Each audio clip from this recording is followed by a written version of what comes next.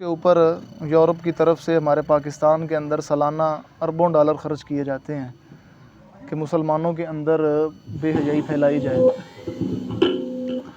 اور یہ محض دعویٰ نہیں ہے کہ ہمارے اوپر اربوں ڈالر خرچ کیے جاتے ہیں، یہ بحوالہ بات ہے، محفوظ ہے۔ جب کبھی ضرورت ہو کسی کو حوالہ کی، وہ بھی ملے گا کہ ہمارے اوپر اربوں ڈالر سالانہ خرچ ہوتے ہیں، پاکستان کے اندر اربوں ڈالر خرچ ہوتے ہیں کہ مسلمانوں کے اندر بے حیائی اور یعنی فحاشی، بے پردگی یہ پھیلائی جائے۔ اس کا مقصد کیا ہے اور اس کے اندر کیا ان کے راز ہیں، وہ انشاءاللہ آگے چل کر آپ کو پتہ چل جائیں گے۔ سب سے بڑی بات یہ ہے،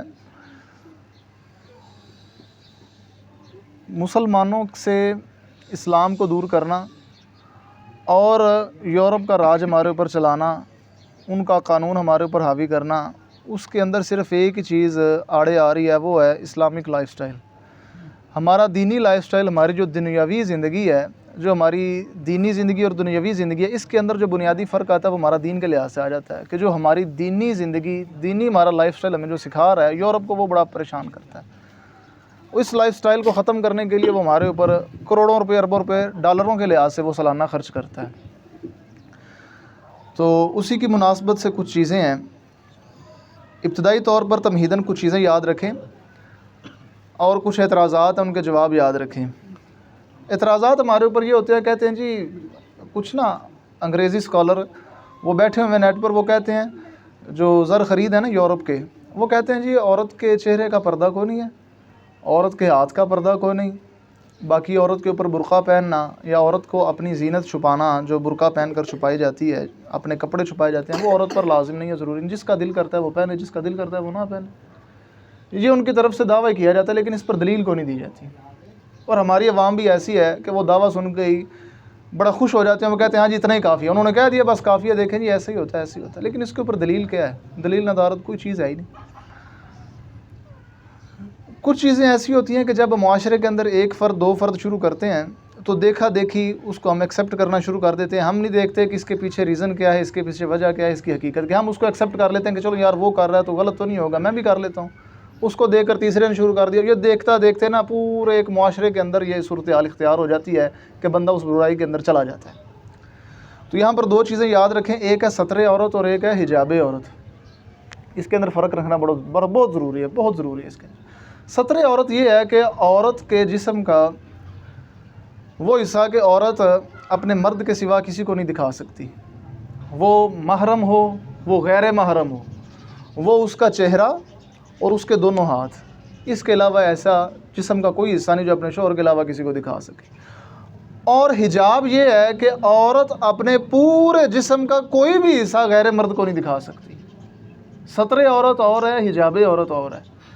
ستر عورت میں جو قید لگائی نا کہ اپنے چہرے اور ہاتھ کے سوا جسم کا کوئی حصہ غیر مرد کو نہیں دکھا سکتی، تو یہ مستثنیٰ صورتیں ہیں وہ کہ جس وقت عورت کی ضرورت ہوتی ہے شہادت کے اوپر، مثلا عورت کا کوئی معاملہ بن گیا، کوئی کیس ہے، کہیں عدالتوں کچہریوں میں اللہ نہ کرے جانا پڑا ہماری عزتوں کو، اس وقت عورت کا چہرہ دیکھنا ضروری ہے کہ جس نے دعویٰ کیا ہے یہ مدعیہ یہی ہے یا کوئی اور ہے، یا جس پر دعویٰ کیا گیا وہ یہی ہے یا کوئی اور ہے، تو اس وقت عورت کے چہرے کو دیکھنے کی ضرورت ہوگی۔ اب اس کے اوپر ہمارا سوال یہ ہے کہ ہمارے اوپر یہ جو مسلط کر دیا گیا شناختی کارڈ، مسلط کیا گیا، پہلے نہیں تھا، یہ کیوں کیا گیا یہ ایک علیحدہ موضوع ہے۔ جب سے یہ آ گیا، اب بتائیں کہ کیا اب بھی اس کو چہرہ دکھانے کی کہیں ضرورت ہوگی؟ وہ اس کے پاس شناختی کارڈ آ گیا، فنگر پرنٹ آ گئے، آج یہ سہولت موجود ہے دنیا میں۔ اللہ تعالیٰ نے ایسی تخلیق کی ہے انسان کی کہ 6 ارب سے زیادہ بندے پیدا ہو چکے، اس سے بھی زیادہ ہوتے رہیں گے قیامت تک۔ کوئی ایک بندہ ایسا نہیں ہوگا کہ جس کے فنگر پرنٹ آپس میں میچ ہوتے ہیں۔ تو جب عورت کے فنگر پرنٹ کی بھی ہمیں ضرورت، فنگر پرنٹ اس کے آگے، شناختی کارڈ کے اوپر اس کا سارا کچھ آ گیا، چہرہ آ گیا، اب نہ اس کو چہرہ دکھانے کی حاجت رہی، نہ اس کو ہاتھ دکھانے کی حاجت رہی۔ نمبر 2، چہرہ دکھانا اور ہاتھ دکھانا اس صورت میں تھا جب کوئی دعویٰ بنے، جب کسی کی طرف سے کوئی اعتراض اٹھے، جب کوئی دعویٰ کرے یا کہیں پہ خریداری ہوئی، عورت کی طرف سے دعویٰ ہو، اس وقت عورت کا چہرہ دکھانا اور ہاتھ دکھانا ہوگا۔ ہر وقت وہ چہرہ اور ہاتھ نہیں دکھائے گی، جب ضرورت ہوگی اسی وقت دکھائے گی۔ یہ ستر عورت ہے۔ اور حجاب عورت یہ ہے کہ عورت اپنے پورے سر سے لے کر پاؤں تک پورے جسم کو اس کو چھپا کر رکھے گی، وہ کسی کو نہیں دکھائے گی، یہ اس کا حجاب عورت ہے۔ اس میں فرق نہیں کیا جاتا۔ وہ ستر عورت والی بات وہ کب کہ جب عورت حج کرنے کے لیے جائے عورت نماز پڑھے اس وقت اس کا چہرہ اور ہاتھ کا ننگا ہونا، یہ حج کی ضرورت ہے یا نماز کی ضرورت ہے، اس کے علاوہ ہے ہی نہیں۔ اب وہ اس طرح سے مکس کرتے ہیں، کہتے ہیں جی چہرہ کا بھی کوئی نہیں ضرورت اور ہاتھ کی بھی کوئی نہیں ضرورت، بس اسی طرح وہ لوگوں کو دکھاتی پھر کوئی مسئلہ ہی نہیں ہے۔ تو یہ اسلام کے اوپر بہت بڑا ایک حملہ ہے۔ ابھی میں قرآن پاک کی آیت پڑھی ہے، اس کے مطابق کیا تفسیر ہے وہ آپ کو بیان کرتا ہوں۔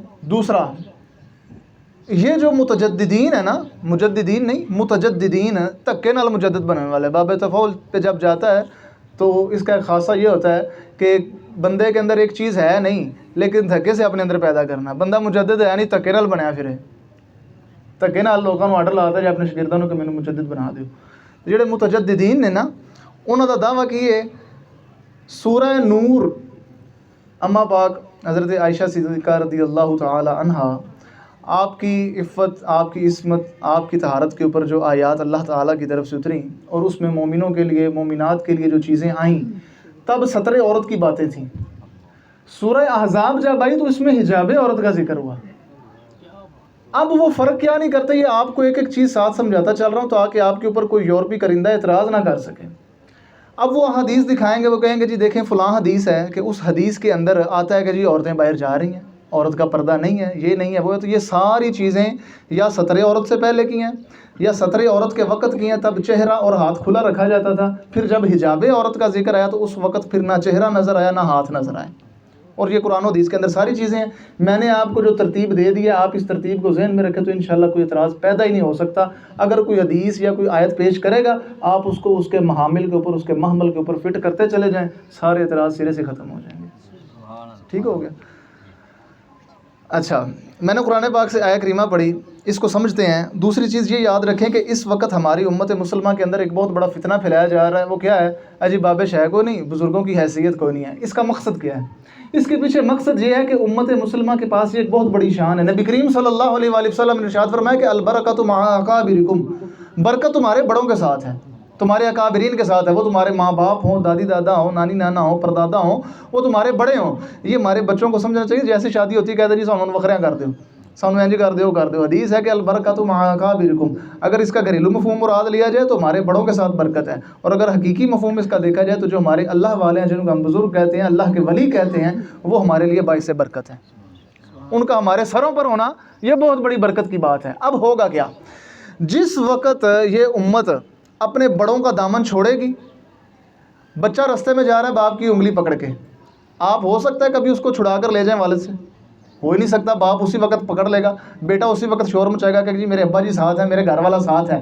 لیکن جس وقت یہی بچہ اپنے باپ کی انگلی چھوڑ بیٹھے، وہ علیحدہ ہو جائے، اب رستے میں چلنے والا نیک ہو بد ہو، کوئی بھی اس کو اپنے ساتھ چلا لے، اپنے پیچھے چلے جائے، بچے نے کہنا اے بھی میرا ہی ہونا ہے، اے بھی میرا ہی ہونا ہے، کوئی مینوں لے کے جا رہے ہیں۔ جس وقت اس امت کو بزرگوں سے دور کیا جائے گا، ہوگا کیا؟ یہ امت، یہ لوگ اپنے اکابرین سے، اپنے بڑوں سے، بزرگوں سے، اولیاء سے دور ہوں گے۔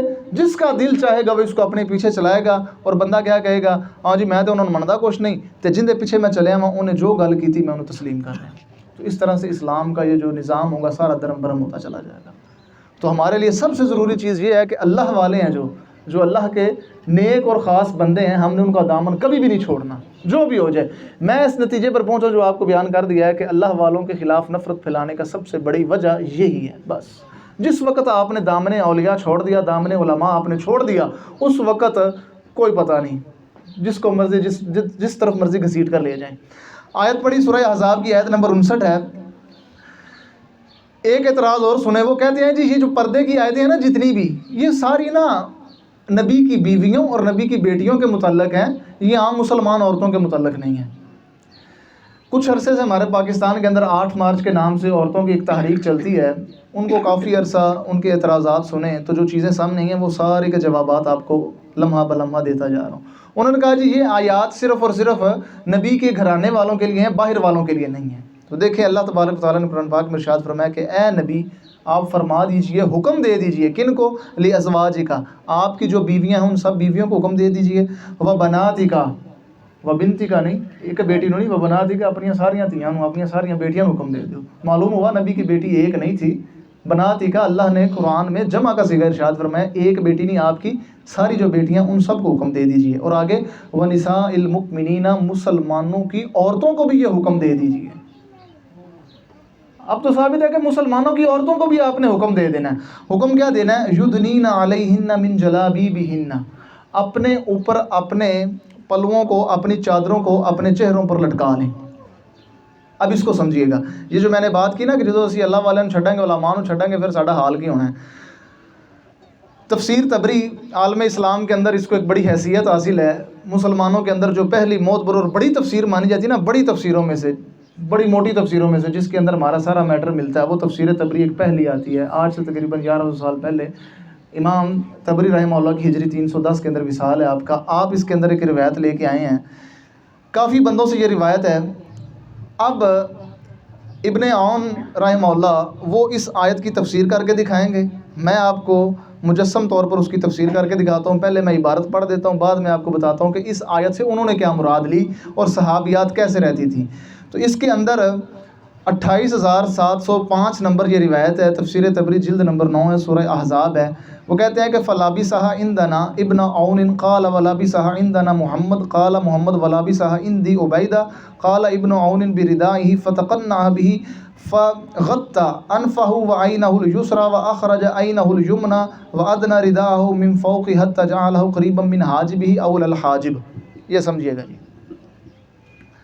وہ کہتے ہیں کہ وہ جو راوی تھے نا حدیث کے، وہ آئے، انہوں نے اپنا کپڑا پکڑا، یہ جو میں نے آپ کے سامنے آیت پڑھی نا، یدنین علیہن من جلابیبہن، تو جلابیب یہ جلباب کی جمع ہے، اور جلباب کہتے ہیں الملحفہ، لحاف کو۔ لحاف چھوٹا ہوتا ہے کہ بڑا ہوتا ہے؟ رضائی، کمبل، دری، چادر چھوٹی ہوندی کہ وڈی ہوندی؟ وہ چیز اپنے اوپر لیں۔ وہ کہتے ہیں کہ اس وقت عورتیں کیا کرتی تھیں، اپنی چادر لی، فتقنا، اس کی چنری بنائی اس طرح سے، اپنا کہتے ہیں جی اس کو اوپر والے حصے کو دونوں حاجب یہاں پر لے کے آئے، پھر اس کا ایک حصہ اپنے ناک کے اوپر، اپنی بائیں آنکھ، اپنا ناک، یہ سارا چھپا لیا، یہاں سے یہ چھپا لیا، اور صرف اپنی ایک آنکھ اتنی سی عورتیں اتنا کھلا رکھتی تھی بس، باقی سارا پردہ اوپر سے چنی، دوپٹہ یہاں پہ، بائیں آنکھ ساری بند، ناک سارا بند، صرف دائیں آنکھ اتنی سی کھول کے رکھتی تھی۔ حضرت عائشہ صدیقہ رضی اللہ تعالیٰ عنہ سے روایت آپ فرماتی ہیں کہ اس سے مراد یہ ہے کہ صرف اپنی ایک آنکھ کھلی رکھے، کیونکہ ضرورت اس سے پوری ہو جاتی ہے، رستے میں اس نے چلنا ہے، وہ ایک آنکھ سے بھی دیکھ کے چل سکتی ہے۔ لیکن اگر اس دور میں دیکھا جائے تو اب تو بڑے اچھے برقعے ہیں کہ ان کے اندر جالی بنی ہوئی ہے، دونوں آنکھیں بندہ دیکھ سکتا ہے، اور بندے باہر دیکھنے والے کو اس کی آنکھیں محسوس نہیں ہوتی۔ تو جس وقت ہم اللہ کے بندوں کا، اپنے علماء کا دامن چھوڑیں گے، اس آیت کی تفسیر کسی الو سے پوچھیں گے، کسی انگریزی اسکالر سے پوچھیں گے، وہ تو یہ کہے گا نہیں جی اس سے مراد یہ ہے کہ آپ تھوڑا سا نا بس لمبا کر لیں، حاجب تک کر لیں، آپ کا منہ ننگا بھی رہے تو خیر ہے۔ یہ اللہ والے کیا بتا رہے ہیں کہ یہاں تک پردہ ہے، ادھر سے ایک آنکھ بائیں پوری بند ہے، ناک کے اوپر سارا پردہ، یہ سارا حصہ، اور صرف ایک آنکھ تھوڑی سی کھلی ہوئی نظر آ رہی ہے بس۔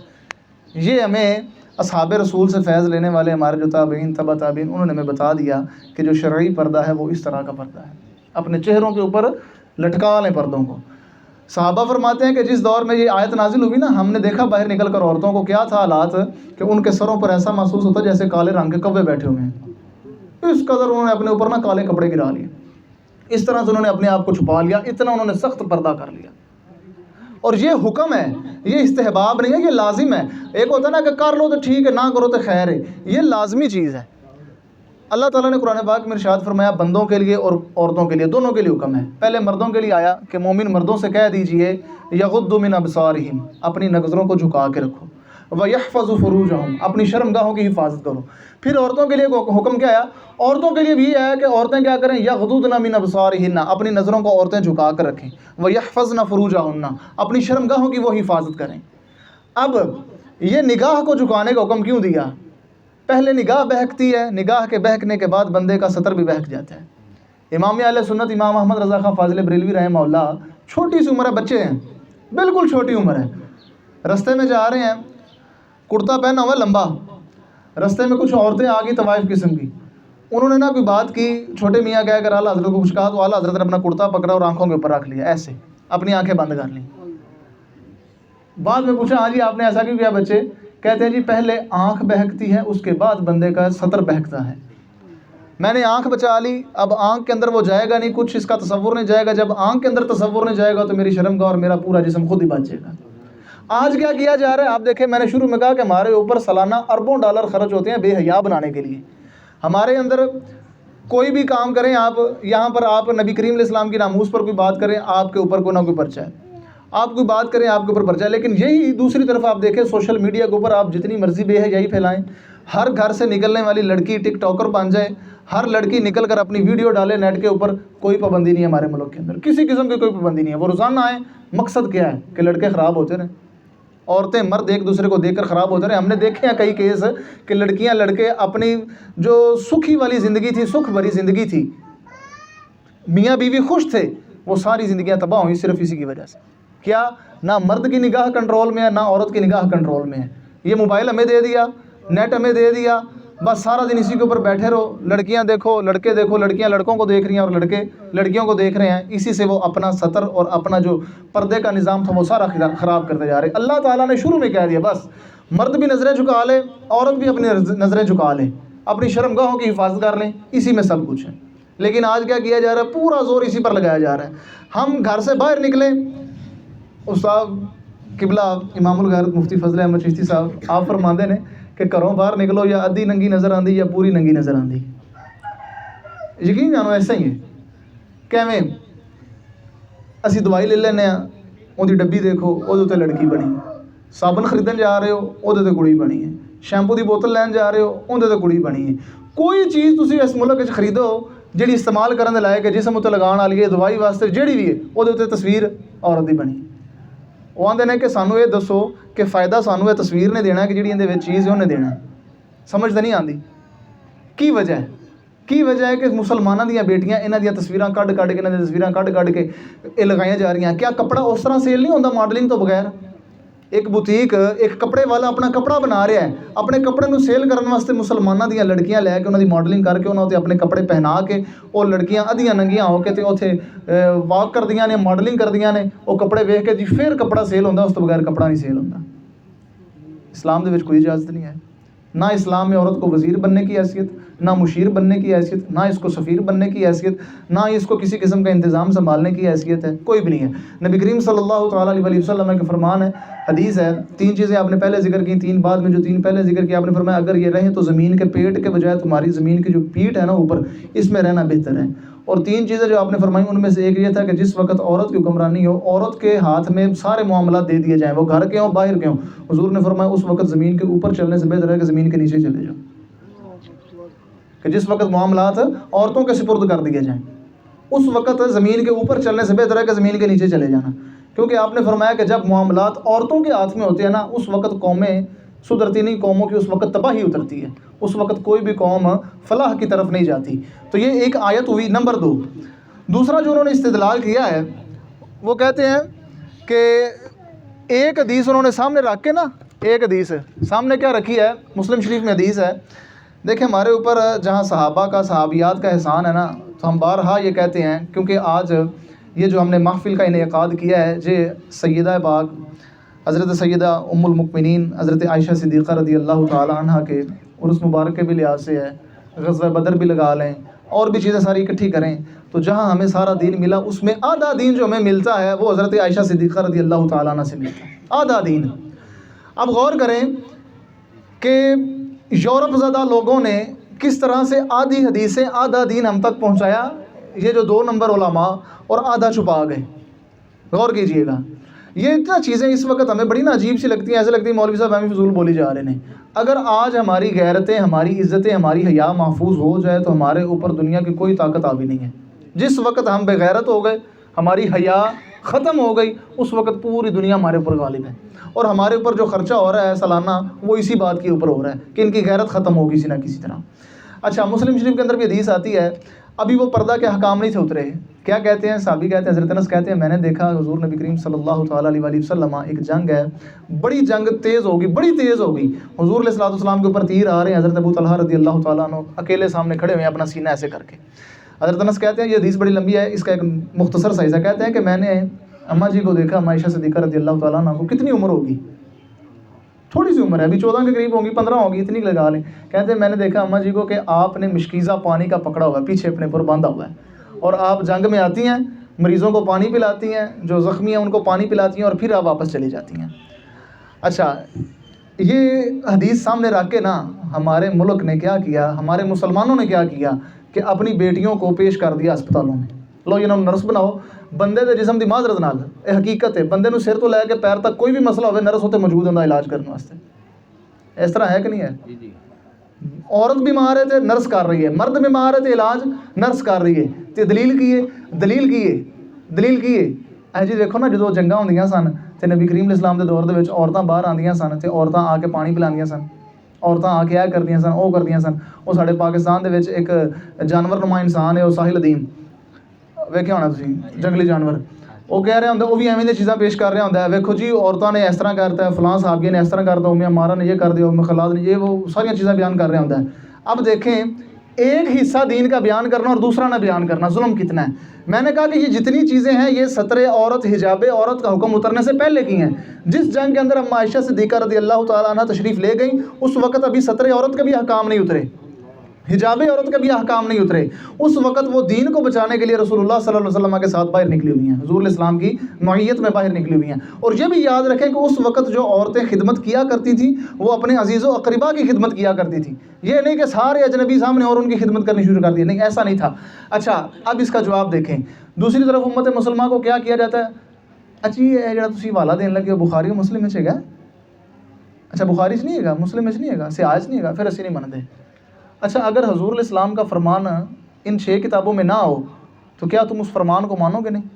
اس سے بڑی گستاخی کو کائنات کے اندر ہم کہتے ہیں کہ حضور علیہ السلام کا ایک فرمان ہو، ایک حدیث ہو، وہ کسی بھی پیج پر لکھی ہوئی ہو، صحیح سند سے ہو، ہمارے لیے وہ بھی سر کا تاج ہے. ضروری نہیں کہ وہ بخاری و مسلم کے اندر ہو، وہ جہاں بھی ہو. اس بات کی ضرورت پیش یوں آئی کہ یہ کتاب دیکھیں مجمع الزوائد، یہ حدیث کی کتاب ہے. اس کے اندر وہ حدیثیں لائیں کہ جو نہ بخاری میں ہیں، نہ مسلم میں ہیں، نہ نسائی میں، نہ ابن ماجہ میں. یہ سیاہ ستہ کے اندر بڑی بڑی کتابوں کے اندر جو حدیثیں نہیں تھیں، جو اس سے اضافی تھی حدیثیں بعض کے اکابرین نے اکٹھی کی، انہوں نے وہ حدیثیں اکٹھی کر کر ایک کتاب میں جمع کر دی. تقریباً 20,000 کے قریب حدیثیں. اگر ہم نہ مانیں تو کیا اتنا ذخیرہ رسول اللہ کتنے فرامین ہم چھوڑ دیں؟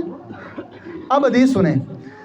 حضرت ام کبشہ رضی اللہ تعالیٰ عنہ حضور علیہ السلام کی خدمت میں حاضر ہوتی ہیں، آ کر کہتی ہیں کہ یا رسول اللہ آپ مجھے اجازت دیں. یہ حدیث غور سے سنیے گا. اجازت دے دیں مجھے، کس چیز کی اجازت دے دیں؟ کہ ان اخرج فی جیش قضا و قضا، کہ یا رسول اللہ فلانی جگہ جنگ ہو رہی ہے، آپ مجھے اجازت دیں کہ میں اس جنگ میں چلی جاؤں. نبی کریم علیہ السلام نے فرمایا کہ اللہ نہیں تمہیں اجازت نہیں ہے، تم نہیں جا سکتی. انہوں نے آگے سے یہ عذر پیش کیا کہ یا رسول اللہ میں وہاں پر کوئی جنگ کرنے کے لیے نہیں جاؤں گی، لڑائی کرنے کے لیے میں نے نہیں جانا. آپ مجھے اجازت دیں کہ میں وہاں پر جا کر کیا کروں گی؟ اداوی الجراح والمرضى، جو بیمار ہوں گے، جو زخمی ہوں گے، ان کی میں جا کر وہاں پر مرہم پٹی کروں گی، ان کو پانی پلاؤں گی. نبی کریم صلی اللہ علیہ وسلم جب ان کا یہ جملہ سنا نا تو حضور علیہ السلام نے کیا کمال کے جملے ارشاد فرمائے. آپ نے فرمایا کہ لولا ان تکون سنۃ او یقال فلانۃ خارجت لاذنت لک ولکن اجلسی. حضور فرماتے ہیں کہ مجھے اس بات کا خوف ہے، اگر آج میں تجھے اجازت دے دوں کہ جا جنگ میں چلی جا، لوگوں کی خدمت کر، اگر کل کو آنے والے لوگ اس فعل کو حجت بنا کر یہ سمجھنا شروع کر دیں کہ عورت کے لیے گھر سے نکلنا جائز ہے، تو میں تجھے آج اجازت دے دیتا. لیکن مجھے ڈر ہے کہ کل کو آنے والے لوگ اس کو اجازت عامہ سمجھ لیں گے اور لوگ کہیں گے کہ لو جی عورتوں نے باہر کھڑو. حضور نے فرمایا اجلسی، کار بیٹھی رہے بس. اس سے بڑھ کر حدیث سنیں. اب یہ دیکھیں نا، یہ حدیث سامنے آ گئی. اب یہ لگتا ہے کہ ستر عورت اور حجاب عورت کے بعد کی حدیث ہے.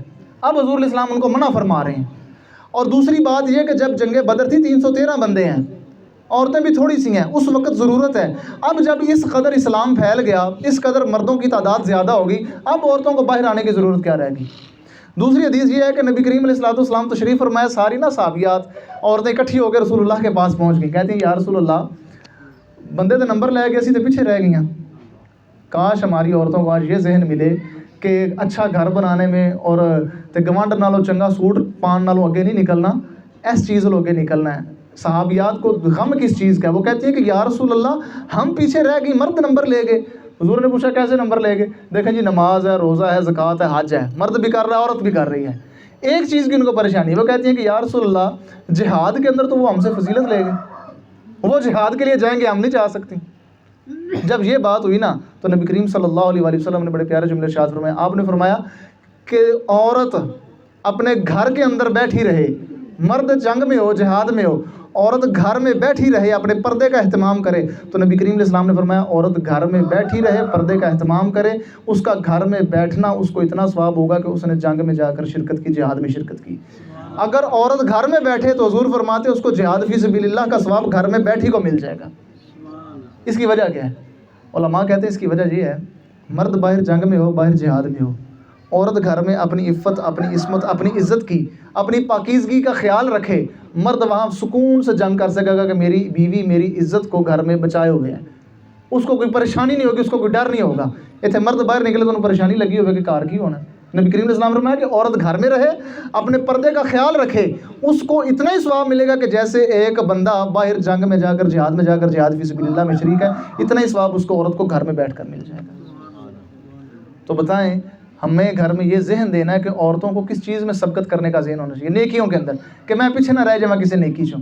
اے نہیں کہ میں کسی فیشن چوں یا میں کسی اور کام چوں نہ پیچھے رہ جائے, میں فلانی عورت تو فلانے رشتہ دار تو میں پیچھے نہ رہ جاؤں, وہ دی خیر ہے.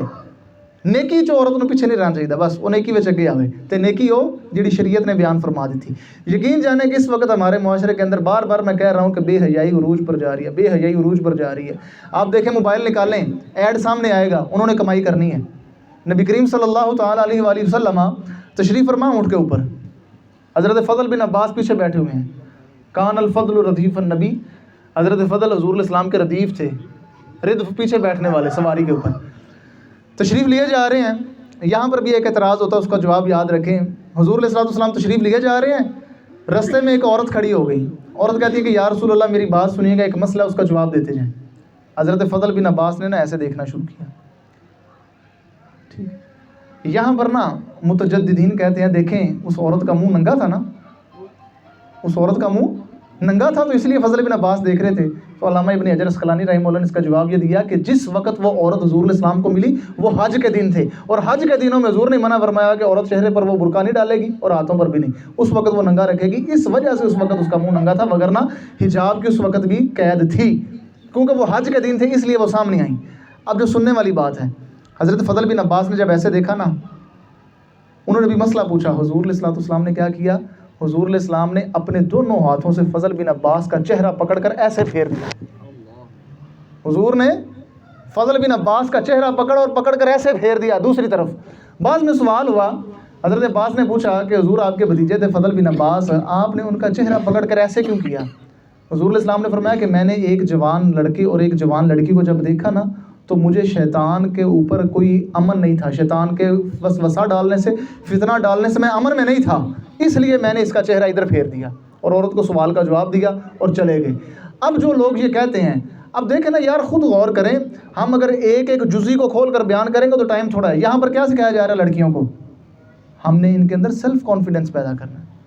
جب آپ نے کسی کے سامنے بات کرنی ہے تو آنکھوں میں آنکھیں ڈال کر بات کرنی. بیٹا آپ نے ہچکچانا نہیں, آپ نے پریشان نہیں ہونا. قرآن کیا کہہ رہا ہے؟ یغضضن من ابصارہن, نظریں نیویاں رکھو. ساڑا سکول کی کہہ رہا ہے, ساڑا کالج کی کہہ رہا ہے, یونیورسٹی ساڑی تعلیم کی کہہ رہی ہے, بیٹا آپ نے آنکھوں میں آنکھیں ڈال کر بات کرنی ہے لڑکی. ٹھیک ہے, آپ کی باڈی لینگویج ایسی ہو کہ آپ کو بولنے کی ضرورت نہ ہو, آپ کا جسم بتا رہا ہو کہ آپ کیا کر رہی ہیں. جبکہ ہمیں پردے کی کیا کہی جا رہی ہے کہ ایڈا وڈا تمبو نما, یعنی کہ وڈا کپڑا ہوئے, اندر وچ لپٹی ہوئے, لکی ہوئے, پتہ نہ ہوئے کہ کی ہے وچ. مکمل طور پر ہم قرآن کی مخالفت کر رہے ہیں. ایک اور دیکھیں, اللہ نے قرآن پاک میں ارشاد فرمایا کہ جب تم نے مسلمان عورتوں سے, نبی کی بیویوں سے کوئی چیز مانگنی ہو تو پردے کے پیچھے سے مانگنا. فاسألوہن من وراء حجاب, ان سے پردے کے پیچھے سے سوال کرنا. ایسے دسو جی مینوں سوچو کتنے پرسنٹ ایسے ادارے ہیں جتنے ریسیپشن اتنے لڑکی نہیں ہے. سوال ہے آپ سے, پاکستان میں کتنے ادارے ایسے ہوں گے پرائیویٹ, یا آپ کہیں کھانے چلے جائیں, کسی جگہ ہوٹل میں چلے جائیں, ریسیپشن پر لڑکی ہے کہ لڑکا ہے؟ اکثریت کی بتائیں, لڑکی ہیں. قرآن کیا کہہ رہا ہے کہ جب تم نے ان عورتوں سے کوئی چیز پوچھنی ہے تو پردے کی آؤٹ میں سے پوچھنی ہے, پردے کے پیچھے سے پوچھنا ہے. ایتھے کیڑا پردہ ہے؟ ریسیپشن سے لڑکی بٹھائیے, ریسیپشن پر لڑکی بیٹھی ہوئی ہے, اسی سے پوچھا جا رہا ہے, پردے کے پیچھے آئی نہیں. یار رسول اللہ سے صحابیہ پردہ کرتی ہیں. صحیح حدیث ہے, نبی کریم صلی اللہ علیہ وسلم تشریف فرمائے, درمیان میں پردہ ہے, دوسری طرف عورت ہے. عورت نے ایک خط لکھا ہوا یا کوئی کتاب تھی, وہ حضور علیہ السلام کو نا ایسے دی, پردے کے پیچھے سے ایسے پکڑائی. حضور علیہ السلام نے ہاتھ آگے نہ کیا. حضور نے پوچھا تعلیم کے لیے, یہ لڑکی ہے لڑکا ہے؟ تو کہا گیا کہ یہ عورت ہے. حضور نے فرمایا اس نے ہاتھوں پر مہندی کیوں نہیں لگائی ہوئی, تاکہ یہ لوگوں سے جدا ہو کہ یہ لڑکی کا ہاتھ ہے یا لڑکے کا ہاتھ ہے. اس قدر فرق رکھا گیا، حضور علیہ السلام نے ہاتھ آگے نہ کیا۔ تو کیا معلوم ہوا؟ اسی کو اشارۃ النص کہتے ہیں نا، کہ وہ درمیان میں پردہ تھا نا۔ اگر پردہ نہ ہوتا تو پتہ لگ جاتا لڑکی ہے کہ لڑکا ہے، درمیان میں پردہ تھا نا، تو پردے کے پیچھے سے ہاتھ آگے گیا۔ تو جڑے پیر اج کل بنے بیٹھے نے، عورتوں کو ہاتھ لا رہے ہیں، عورتوں کو دم کر رہے ہیں، سر تے ہاتھ لا کے باواں پھاڑ کے، وہ پیر نہیں، وہ پیڑ نے، وہ خبیث نے۔ نبی کریم صلی اللہ علیہ وآلہ وسلم کی طرف سے کوئی فیض نہیں ہے ایسا۔ حضور علیہ الصلوۃ والسلام تو اس قدر دور رہیں۔ نبی کریم علیہ السلام کے سامنے ہی نا عورتیں کہ ہم سے مصافحہ کریں، حضور نے فرمایا کہ انی لا اصافح بالنساء، میں عورتوں کے ساتھ مصافحہ نہیں کرتا۔ حضور نے کیا فرمایا؟ میں عورتوں کے ساتھ مصافحہ نہیں کرتا۔ یہاں پر پیر صاحب ہیں، وہ ہاتھوں میں ہاتھ لے رہے ہیں، انہوں نے تھپکیاں دے رہے ہیں، پیار دے رہے ہیں، سر تے ہاتھ مار رہے ہیں، جن کڈن واسطے پتہ نہیں کی کر رہے ہیں۔ کسی قسم کی کوئی اجازت نہیں ہے۔ یہ سارے فراڈیے بیٹھے ہوئے ہیں، بھگنڈی بیٹھے ہوئے، انہوں نے اپنے زنا کے اڈے چلائے ہوئے ہیں۔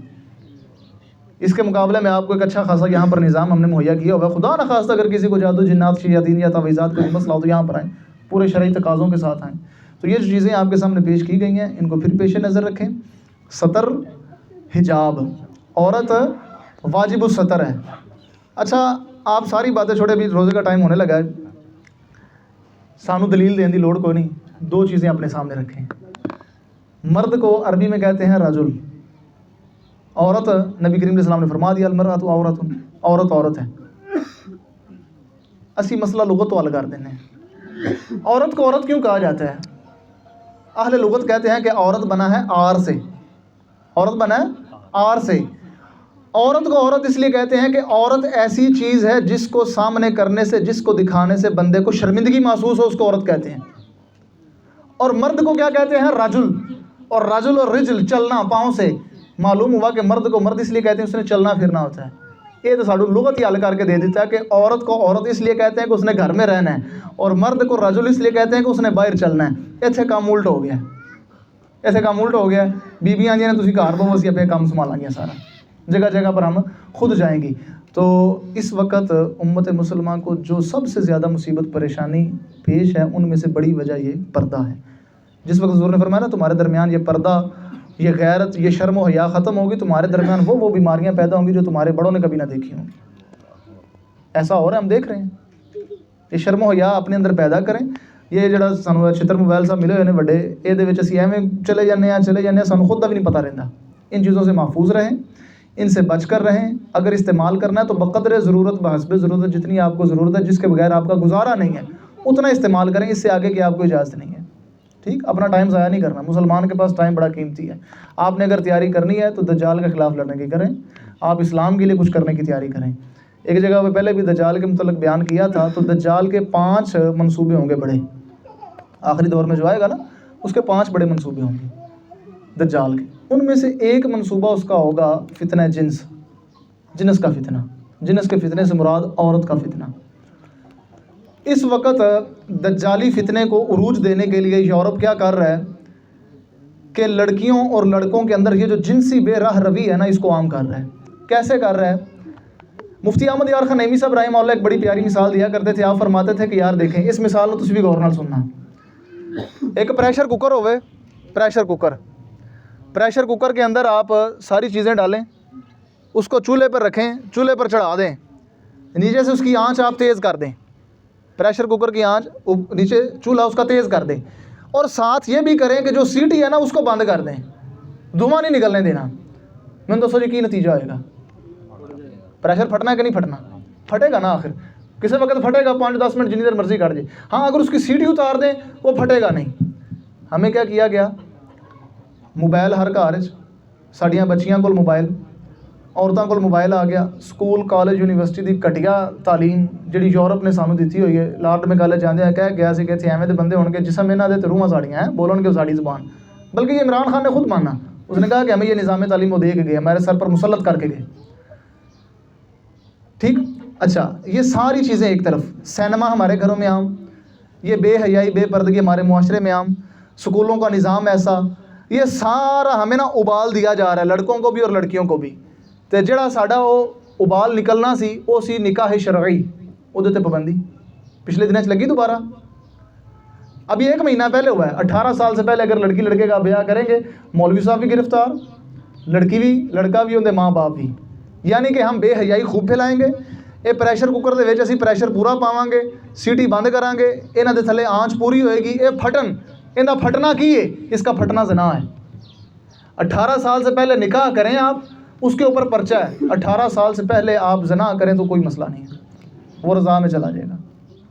دوسری طرف وہ خبیث لوگ نیٹ پہ بیٹھ کے کی کہہ رہے ہیں کہ مشت زنی کرے لڑکا تو اس سے بندے کو کوئی فرق نہیں پڑتا، بلکہ کینسر ختم ہوتا ہے. بندہ مشت زنی کرے، اپنے ہاتھ سے منی نکالے تو اس کو کوئی نقصان نہیں ہے. یہ کیا ہے کہ نکاح تے پابندی تے دوسرے طریقے استعمال کرو. جبکہ نبی کریم علیہ السلام کیا فرما رہے ہیں؟ نا کہ الیدی ملعون، ہاتھ سے جو مشت زنی کرتا ہے، ہاتھ سے جو منی نکال رہا ہے وہ ملعون ہے، وہ لعنتی ہے.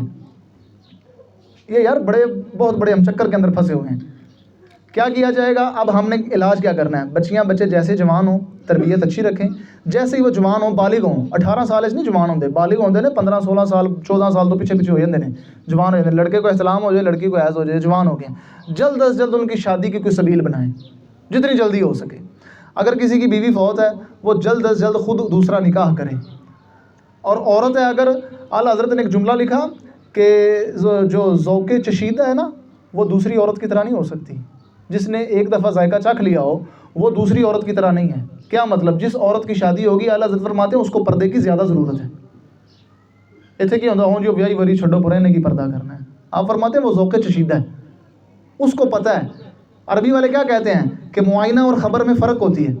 جو چیز آنکھوں سے دیکھی ہو اور جو سنی ہو وہ ایک برابر ہو سکتی ہے؟ تو یہاں پر زیادہ پردے کی ضرورت ہے. اللہ تعالیٰ ان چیزوں سے محفوظ رکھے. اس وقت یہ دجال کا فتنہ بڑے عروج پر ہمارے اوپر، بہت عروج پر ہے. اس کے حل ہمارے پاس یہی ہیں. ہم نے اپنی نوجوان نسل کو محفوظ رکھنا ہے، بچانا ہے. جتنی جلدی ہو سکے ان کی شادیاں کریں. دوسری شادی والے ہیں تو وہ دوسریاں کروائیں، لیکن حرام کی طرف نہیں جانا. بچے زیادہ پیدا کریں. یہ 2 بچے اچھے والا جملہ غلط ہے. مسلمانوں کو بچے زیادہ پیدا کرنے ہوں گے. حضور علیہ السلام نے فرمایا کس عورت سے شادی کرو؟ الودود الولود، وہ عورت کے جو محبت بھی تمہارے ساتھ زیادہ کرے اور بچے بھی زیادہ پیدا کرے. ہمیں بچے اس لیے زیادہ پیدا کرنے کہ کل کو ہمارا مقابلہ یہودی کے ساتھ. ٹھیک ہے، بچے ہمیں اس لیے زیادہ پیدا کرنے ہیں. نیت یہی رکھنی ہے. جو بے اولاد ہیں وہ بھی یہ نیت کریں کہ ہم بچے اس لیے پیدا کریں کہ کل کو یہ اسلام کا کام کریں اور یہودی کے خلاف، دجال کے خلاف ہمارے بچے رستے میں کھڑے ہوں. ٹھیک ہو گیا. اور عورتوں کو آپ گھر میں ہی ٹریننگ دیں، عورت چلتی پھرتی رہے. ایک صحابی کا حدیث ہے، میں فتنے کے اندر پڑھ رہا تھا، انہوں نے کہا کہ موٹی عورت کے لیے تباہی ہے. ٹھیک ہو گیا. ان کو گھر میں چلنا پھرنا سکھائیں. ٹھیک ہو، گھر کے اندر ان کو چلنا پھرنا سکھائیں کہ کل کلاں کبھی ضرورت پڑ جائے اگر اسلام کو تو پھر یہ باہر ہوں تو اس روپ میں ہوں کہ وہ اسلام کی مدد کے لیے باہر ہیں. ٹھیک ہو گیا. تو یہ ساری چیزیں محفوظ رکھیں اپنے پاس، سطر میں، حجاب میں. اور یہ جو ہمارے اوپر اعتراضات یورپ کی طرف سے یا یہ جو جدید ملوڈے آتے ہیں ان کی طرف سے کیے جاتے ہیں، یہ عورت کو اجازت ہے باہر آنے جانے کی، تو ایسی چیزیں قطعاً اسلام کے اندر اجازت نہیں رکھتی. اس کے اوپر اگر کسی کا سوال ہو تو پوچھ لیں کھلے دل نہ. 2 طرف نا لینا کر لو اس طرح ذرا